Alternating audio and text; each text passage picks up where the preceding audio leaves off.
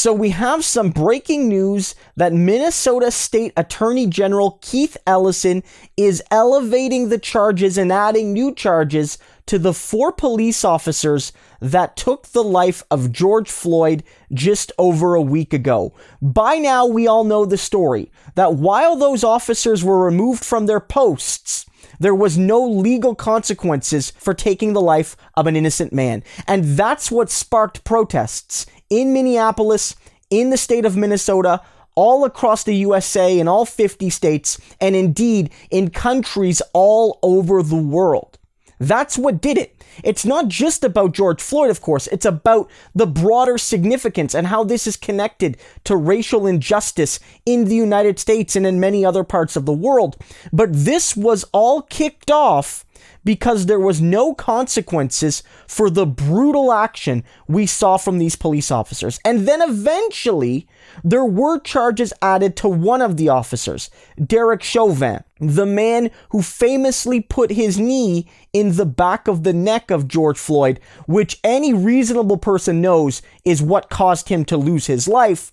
He was charged, but only in the 3rd degree / manslaughter, not any real significant charge matching what he did. And the other 3 officers, Lou Tao, J. Alexander Kung, and Thomas Lane, faced no consequences legally, at least at first.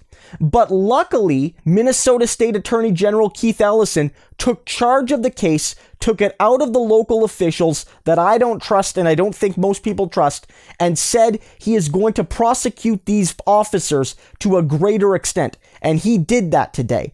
Basically, all officers have been charged with heavier crimes. The 3 officers initially not charged are now charged with aiding and abetting Derek Chauvin, and Derek Chauvin is now charged in the 2nd degree. It might not be all the way people want to go, but it's an improvement. And I'll say one thing. Keith Ellison deserves a lot of credit here. Keith Ellison is a progressive. He believes in justice, racial, social, political, economic justice. He was a backer of Bernie Sanders, and he is the kind of guy that does the right thing more often than not. But the real winners here, the real people that deserve praise if George Floyd's family gets justice, it's not a guarantee, but if they do, it's the protesters.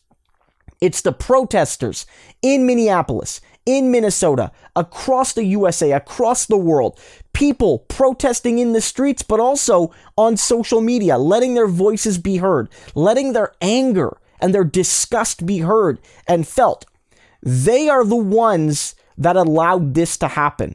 And that's a good thing. Fundamentally, if there is going to be justice for George Floyd, his family, his daughter that isn't going to have her daddy around anymore, then it's coming because the officials in Minnesota and Minneapolis in the United States, their hand was forced by the sheer will of the people. And this isn't to say that because we're seeing this, the protests should stop, that people should just go back home, because the wider issues have not been addressed, and you're not putting the genie back in the bottle. This is about George Floyd, but it's not just about him. But it is to say that whenever somebody tells you that the only meaningful way to do politics is to vote, you can call them a liar and show them this example. Because here's the thing. At the end of the day, if you just go by voting, Minnesota is blue all the way down the line. They have blue senators, a lot of blue congressmen, blue mayors, blue attorney generals, blue governors most of the time. And so when push comes to shove, they're already supposedly voting for the right party to fight for racial justice. And so everyone's saying, oh, the lesson here is vote. Well, the lesson is voting's important, but it won't solve the issues as fundamentally as protests can in certain cases. And that's what we see here with George Floyd, the aftermath of that.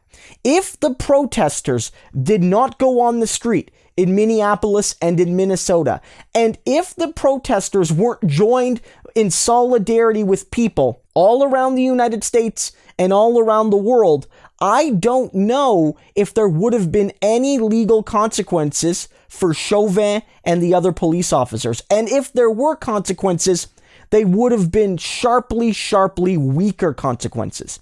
And this isn't to say that Keith Ellison is only doing his job because he's being forced. I do think Ellison is a good political operator. I think he's a good man who's doing the right thing because he believes in it. I don't think he's being cynical. But the fact of the matter is that the political capital to go over the head of local officials is always harder in these sorts of cases if you don't have mass public appeal behind you. That if the people seemed okay with what was happening, it would have been harder for Ellison to go above the heads of officials in Minneapolis and in the county level. That's the simple truth. These protesters, working together with Keith Ellison, have brought together a greater set of potential legal consequences for these 4 officers and what they did to George Floyd and his family and his loved ones in his community. That's a good thing to see. Justice has not been served yet, and the protests have not met their natural end because they still are protesting the ongoing struggle for racial and political and social and economic justice for marginalized folks. But this is a good outcome, and if you want to see this happen more, thank the protesters, and the next time there's injustice, we got to do the same thing even harder.